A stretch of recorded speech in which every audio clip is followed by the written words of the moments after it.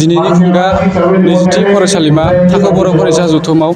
जोङो सिमोन दख'रा दुलाराय बर' फरायसा आफाद आरो सिमोनसापुरि फरायसालिमा आरो सिमोनसापुरि गोजौसिन गेजेरारि फरायसालि आरो सिमोनसापुरि गोजौसिन गेजेरारि कमार्स कलेज आरो सिमोनसापुरि गोजौसिन गेजेरारि देकापाम गोजौसिन गेजेरारि फरायसालि आरो फरायसालिमा जयै लोगो नांनानै खुंनाय जादों आरो बेयाव गाहाय आलासि महरै अल बड' स्टुडेन्ट इउनियननि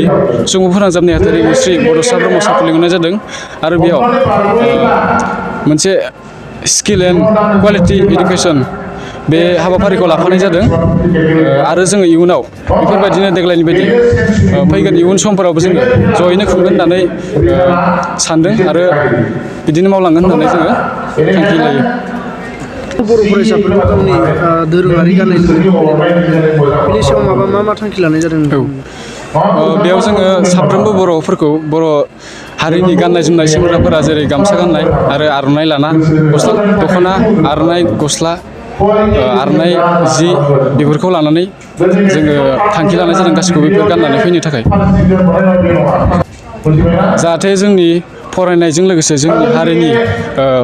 बे हारिमुखौ फोथांलांनो हायो बेखौ नोजोर बोनानै जों हारिनि गाननाय जोमनायखौ गाननाय जादों। नंगौ बे खोथाया धेमाजि ओनसोल हिसाबै धेमाजियाव गोजौ थाखोआव दंबाय थायो दा बे हिसाबै दा बेवहाय बेखौनो खावलायगोन फरायसा हिसाबै जों कन्टिनिउ जोंनि जाखिनि फरायनाय थांनाय बाराव जों कभिड-19नि थाखाय जोंनि फरायनायखौ जोङो बारा मोजां रोखोमै जेनेबा जोङो स्कुलाव सोलोंथाइखौ मोनाखैब्लाबो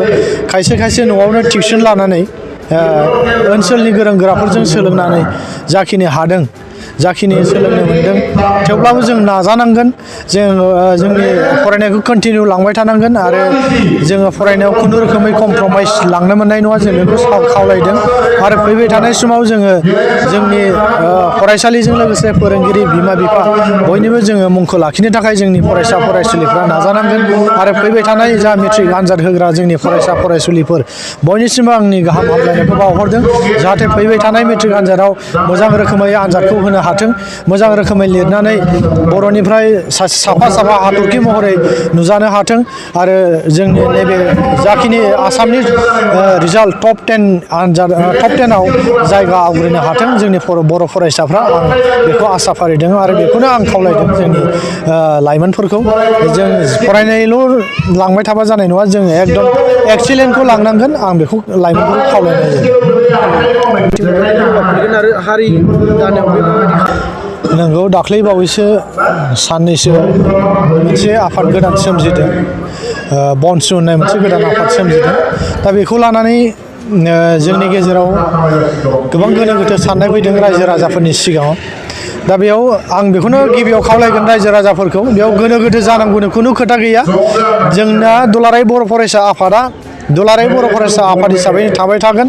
बर' फरायसा आफादा थागोन जेब्लासिम जोंनि बर' रायजो राजाफ्रा थागोन अब्लासिम बर'नि जा बर' फरायसा आफाद एबा एबसु बेयो थाबाय थागोन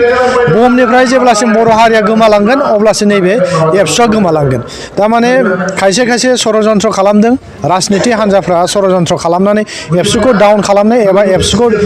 दमायनो नाजानाय मोनसे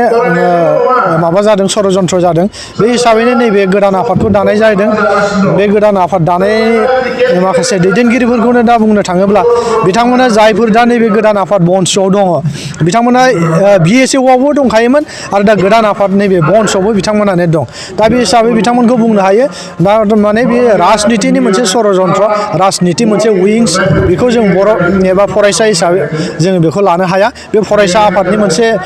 आफाद नङा बेयो राजखान्थिनि मोनसे उइं दालायसो दा बेवहाय जों बेखौ लानानै गोनो गोथो जानांगौ गैया रायजो राजाया खुनु गोनो गोथो साननांगौ गैया एबसुआ रायजो राजाजोंनो थागोन आरो एबसुआ रायजो राजा थैनाय थांनायनि एबसुनि रायजो राजानि जाखिनि समस्या दं फरायसालिनि समस्या हाहुनि समस्या जेसेबांनाखि समस्या दं बेफोरखौ एबसुआ मावगासिनो दं आरो मावबाय थागोन एबसुआ जेब्लासिम थागोन अब्लासिम खामानि मावबाय थागोन दा बेवहाय जोङो रायजो राजाखौ खावलायबाय थादों बेयाव रायजो राजाया बै आफादफोरखौ लानानै खुनु गोनो गोथो गोनां जानांगौ गैया दा बे आफादखौ थोंजोङै बुंनो थाङोब्ला बे आफादा बारा गोबाव लास्टिंबो जानाय नङा आं बेवहाय दाख्लैबो बुंदों आरो दिनैबो बुंगोन आं बे खोथाखौनो थारमाने बे आफादा माने आफादाथ' गोबां जोनोम जाबाय जोनोम जानाय लोगो लोगो जोबलांबाय दा नैबे आफादखौबो आं बेखौ बुंगोन बिथांमोनखौ नैबे बिथांमोना जाय आफाद गोदान जोनोम जादों नैबे दंफां मुरा गेसावखायाव बिथांमोना मैखुन बेरनाय बायदि बेरखांदों बे दंफाङा जेब्ला सेवनानै ज्रय थांगोन अब्लानो बे मैखुन बेरनाया सिरिलांगोन आरोखि बे आफादाबो बिसोरना जोबलांगोन दा बेखिनियानो आरो गोजोन्थों सिमेन्ट सापरि फरायसालिमाफोरनि फरायसा जथुम दा बेवहाय गाहाय आलासि महरै आंखौ लिंनानै लाबोदों दा बेवहाय फैनानै आं गोजोननायखौनो मोनदों गुबुन मोनसे खोथाया जाहैबाय एसे सिगाङाव खुंनो हानांगौमोन नैबे कभिड-19नि थाखाय एसे फावसायनानै बिथांमोना लानाय जाहैबाय अब्लाबो जाखिनि हाबाफारि लादों बे हाबाफारिया गाजा गोमजायैनो जादों बेवहाय बर'नि जेसेबांनाखि आफादफोर दं बे आफादफोरा बाहागो लाफादों आनसलिक आरो साहित्य सभा बेनिफ्राय आइजो अनसाय आफाद इउबिपि आरो फरायसाफोर गासिबो लाफानानै जाखिनि जों सावरायनांगौ लाइमोनफोरखौ लानानै बेफोरखौ जोङो एसे सावरायनाय जाहैबाय जाखिनि जोंनि फैबाय थानाय सम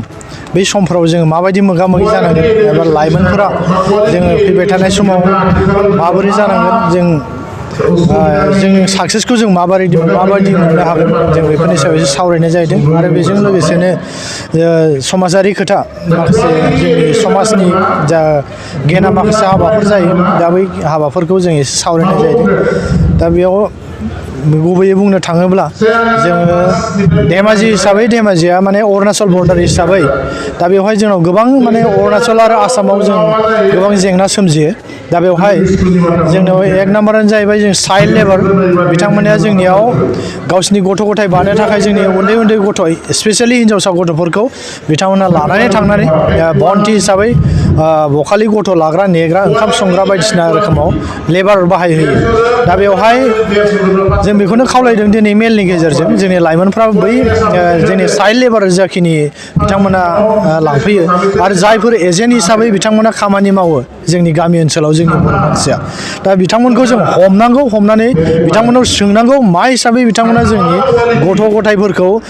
बैसोरनो चाइल्ड लेबार हिसाबै हरनो हाखो आं बेखौ बिथांमोनखौ खावलायदों आरो बेजों लोगोसेनो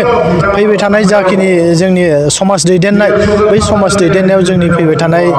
जाखांबाय थानाय लाइमोनफोरा बाहागो लानांगोन आं बेखौ खावलायदों आरो फैबाय थानाय समनि थाखाय